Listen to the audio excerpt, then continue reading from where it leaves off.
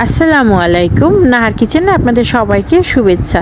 আশা করি সবাই ভালো আছেন। আমাদের আজকের রেসিপিতে থাকছে করলা ভাজি।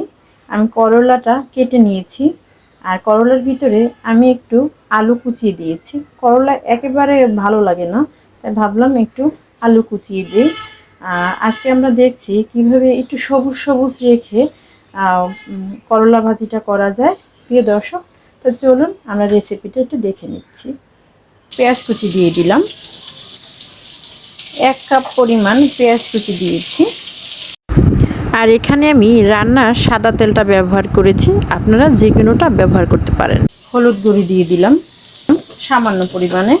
প্রিয় দর্শক, এই ভাজিটা করার জন্য আমরা পেঁয়াজ বেশি একটা ভাজবো না, দিচ্ছি কাঁচামরিচ ফালি।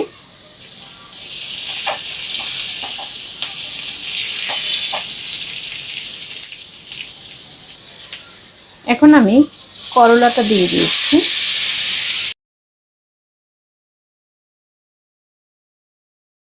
দিয়ে দিচ্ছি পরিমাণ মতো লবণ।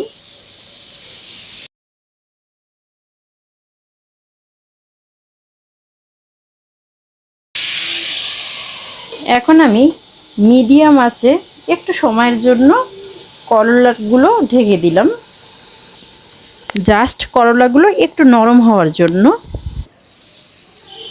প্রিয় দর্শক, করলাগুলো একেবারে সেদ্ধ হয়ে গেছে। আর দেখুন দর্শক, কালারটা কত সুন্দর সবুজ রয়েছে। যে কোনো সবজি বেশি সেদ্ধ করা উচিত না, এতে খাদ্যের গুণগত মান নষ্ট হয়ে যায়। এখন আমি দিয়ে দিচ্ছি ধনিয়া কুচি।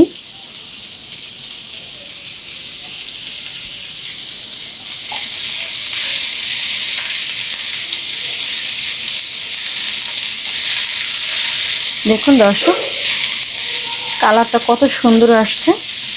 প্রিয় দর্শক, আমাদের করলা ভাজিটা হয়ে গেছে। আপনারা বাসায় এভাবে একটু ট্রাই করে দেখবেন।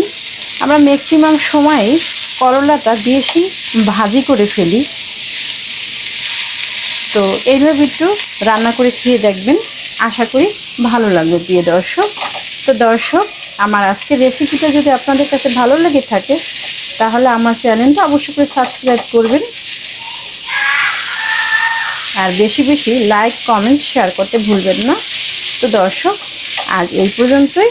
নেক্সট টাইম দেখা হবে নতুন কোনো রেসিপি নিয়ে। সেই পর্যন্ত সবাই ভালো থাকুন, সুস্থ থাকুন। আল্লাহ হাফেজ।